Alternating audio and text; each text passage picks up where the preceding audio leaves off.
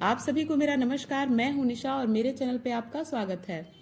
आज मैं बात करने वाली हूं इस खूबसूरत से फ्लोरिंग प्लांट संध्या मालती के बारे में, जिसे कि गुले अब्बास या 4 o'clock भी कहा जाता है। और 4 o'clock इसे शायद इसलिए भी कहते हैं क्योंकि ये शाम के 4 बजे से खिलना शुरू होता है और ये शाम के 4 बजे से खिलता है और सुबह के 7 साढ़े 7 बजे तक इसके फ्लावर स्पेंड हो जाते हैं।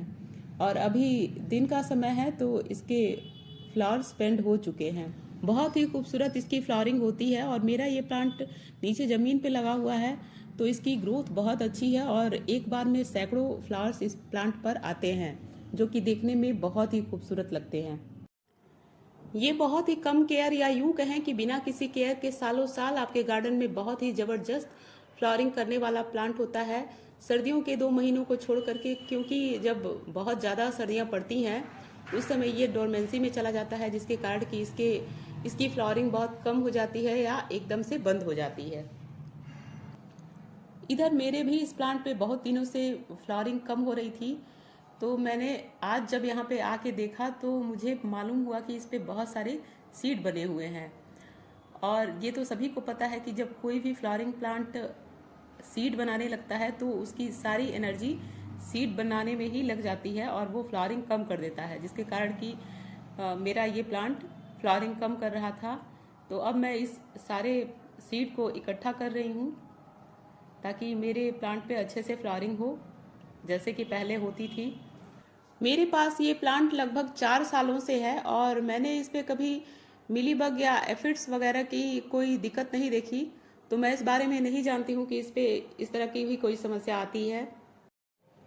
मेरे इस प्लांट पे जैसा कि आप देख पा रहे हैं बहुत सारे सीड बने हैं और कुछ सीड तो पक चुके हैं जिनको कि मैं कलेक्ट कर ले रही हूँ और कुछ सीड अभी पके नहीं हैं, ग्रीन ही हैं, लेकिन मैं इनको भी प्लांट पे नहीं छोड़ूंगी, इनको भी मैं हटा दूंगी। संध्या मालती के प्लांट पे जिस तरह से बहुत ही अच्छी मात्रा में फ्लावरिंग होती है उसी तरह से इस पे समय समय पे बीज भी बनते रहते हैं जो कि इसकी फ्लावरिंग को रोक देते हैं या बहुत कम कर देते हैं। तो हमें ध्यान से इनके बीजों को टाइम टू टाइम हटाना रहता है ताकि इस पे अच्छे से फ्लावरिंग हो सके।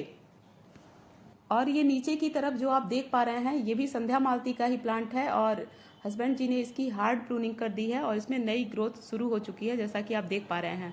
और इसके अगल बगल ये जो नन्हे नन्हे पौधे दिख रहे हैं ये भी संध्या मालती के ही पौधे हैं और इसके बीज जब इधर उधर छिटक करके गिर जाते हैं प्लांट पर से तो उससे अपने आप नए पौधे बनते रहते हैं। ये भी संध्या मालती का ही पौधा है और इसकी भी हस्बैंड जी ने हार्ड प्रूनिंग की थी और इसमें अच्छे से ग्रोथ शुरू हो चुकी है।